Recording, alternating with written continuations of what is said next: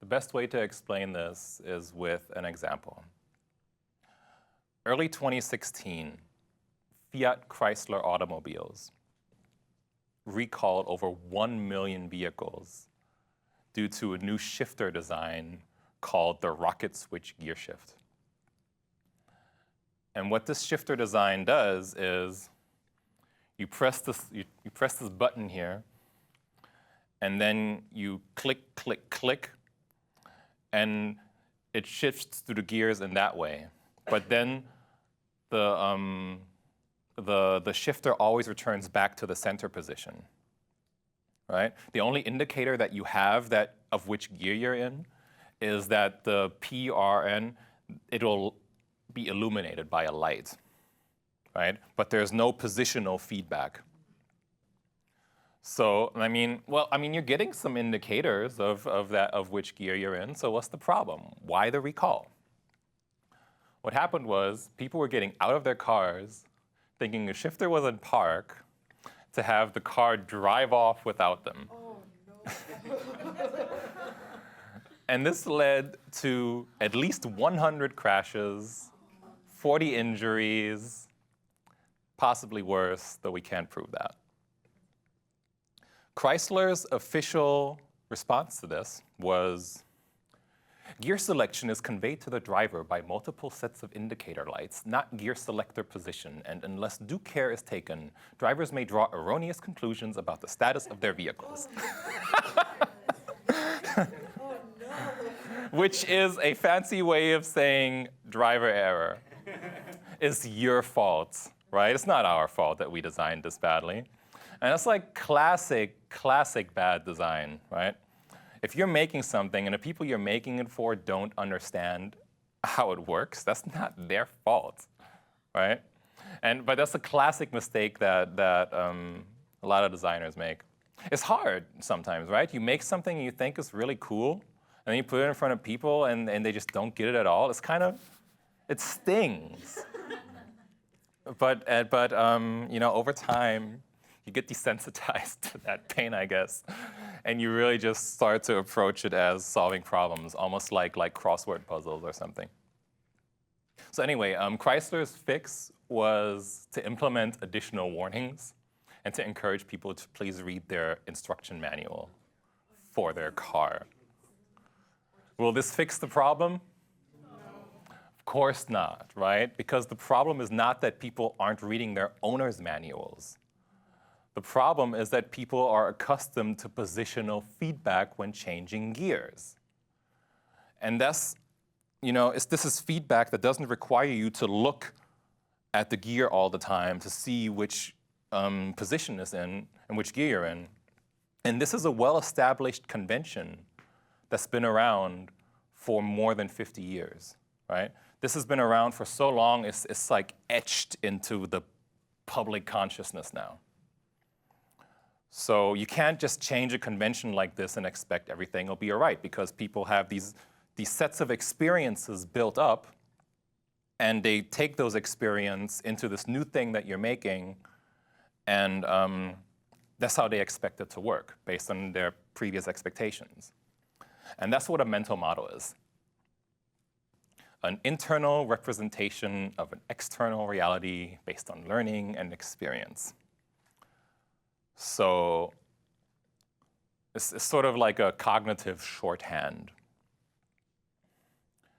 And this is like a fancy way of just saying that based on what you experience in your life, you expect things to work in certain ways. And you're always not consciously, most of the time not consciously, comparing your mental model with the real world. And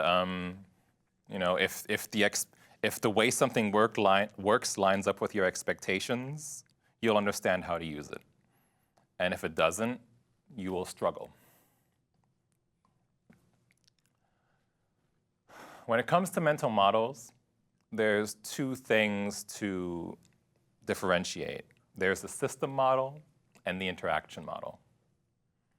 The system model is how something works, and the interaction model is how to interact with it, how to use it. So engineers, the people that build products, usually have strong system models. They understand how it works very well, but they typically have weak interaction models. So they'll know how an engine and a drivetrain works, but not how people drive their cars. While the average person will know how to drive their car, but not how the engine connects to the drivetrain and the gears work, right? So, the average person prefers being comfortable over knowledgeable. And that's something that's really hard for engineers to understand. So it's the job of the designer to come in and fill that gap between system and between users and builders. So designers need to have strong system models and strong interaction models. So they're sort of like translators. And that is, by the way, why, in my opinion, it's a good idea for designers to know how to code, right? You don't need to do it every day. You're never going to be as good at it as engineers are, but you should at least have coded one project from start to finish, right? Like done the whole pipeline, set up the database, wrote the code, and not like some basic project either, not like some 5-page site. Like do something with logins, do something with user profiles, do something with a shopping cart, and code it all yourself. It'll take you a couple months, but after that, you'll understand systems much, much better, and it'll make you a better designer. I was a front-end engineer for 2 years early on in my career. And before that, I did write some code too, like back-end code, PHP, setting up databases. And I was never as good at it as engineers are, but the knowledge that I gained from it was so valuable for me as a designer, because now I understand why an engineer sometimes gets kind of frustrated when I make some suggestion to him of how to change something. Because this thing that took me 10 minutes to change in Sketch takes them 8 hours to change in code, right? So, it can only help if you have that understanding of the systems. The more understanding you have, the more experience you acquire, you just get better and better as a designer. This is a good system model because it does work, but it's a bad interaction model. So again, mental model is how you think something will work based on learning and experience. The way to think about it is if you're creating something unfamiliar, base it in the familiar first, right?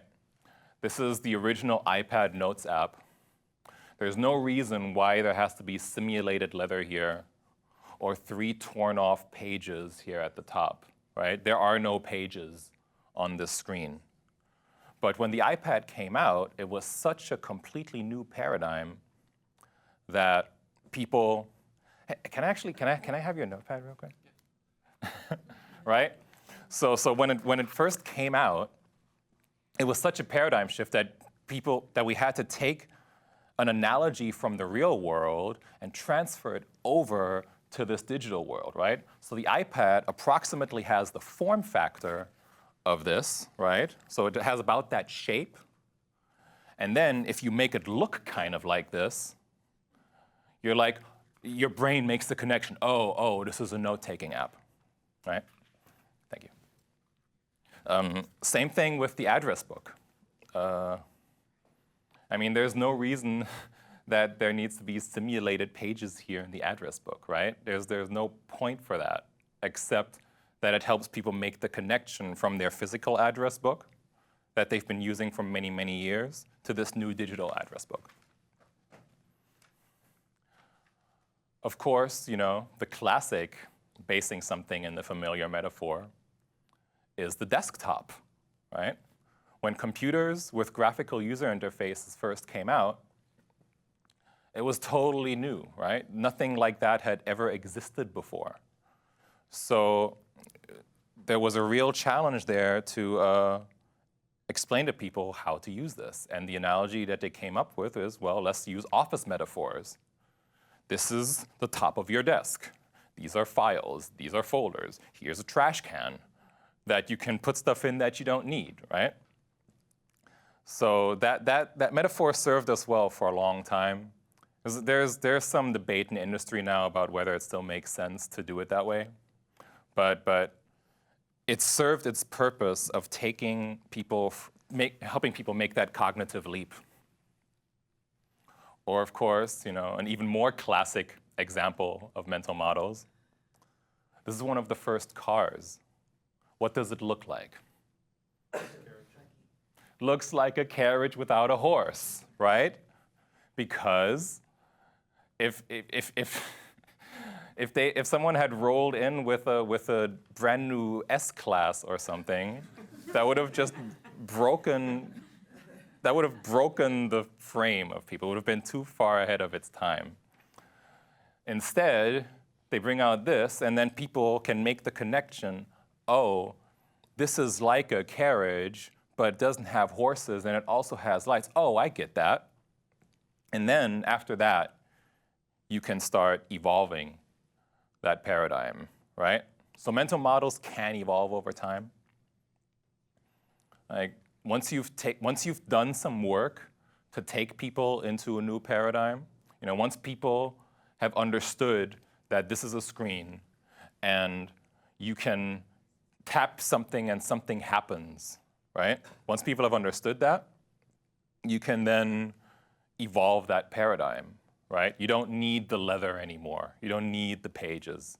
After there's a sufficient level of knowledge in the public consciousness. And that's how you get flat design, right? What people have been talking about for the last couple of years, because the knowledge base of the general population has gotten to a point now where where people just know that they can interact with certain things on a screen. So it doesn't need to look like a physical object anymore. And after a while, those metaphors actually start holding you back, because even though it looks like a book, it is still not a book, right? So some of those physical metaphors actually, why not take advantage of some of the benefits that a digital interface brings you, right? But first, you need to build up that knowledge. Speaking of the gear shift example, coming back to that, this is another way of evolving the gear shift. I saw this a couple of months ago when I rented a Dodge Ram, and it was really interesting because a couple of reasons. I actually think that this is a great example of evolving a paradigm and not sticking with something just because it's always been done that way. Because back in the day, like when cars were originally made, the gear shift was literally connected to the drivetrain and you shifted the gear manually. But these days, everything is done with electronics and sensors, so there's really no reason for the gear shift to take up all of that space in the middle, right? You can just have a nice bench here or some more storage space. But of course, because that mental model is so strong, most people still do it the old way. What I like about this one is, when I sat in that car, it was like, it's so different from what you're used to that the first thing you do is like, huh? Like your brain is like forced to be like, what? You have to like understand what's going on here. And but then at the same time, it's so easy to understand too, right? It's just a big knob that you can twist, and it has an indicator and just 4 settings. It's like so clear that after about a 30-second learning curve, you're like, oh, okay, that makes sense. And then and the rest is still the same, so they're not like changing the entire car, they're just changing this one specific thing.